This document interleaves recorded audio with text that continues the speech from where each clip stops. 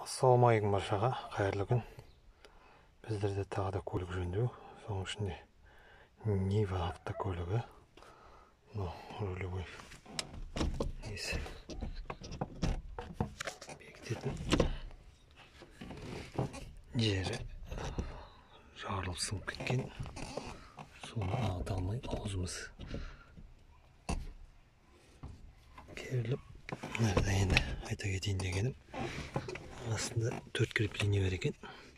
Sonra 2 13'lükka ekan. Endi 2 döngülekli. Sonra bizler şov kinayet şeylep bıraktık.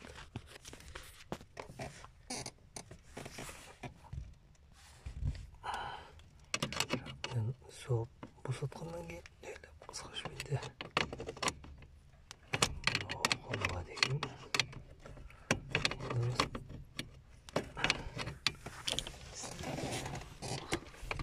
Şapkımı açmasa bulmaydı ekan. Sonra aytып түсіндіріп жіберіп жатқаннан енді интернеттен қарап едім.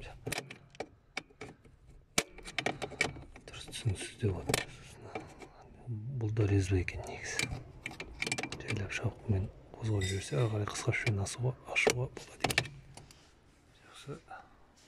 Соны алып, мына араны бәрі жарылып кеткен. Осыны мақтап дәнекерлеп жүру керек. Жақсы, рахмет баршаңызға. Істеріңізге сәттілік.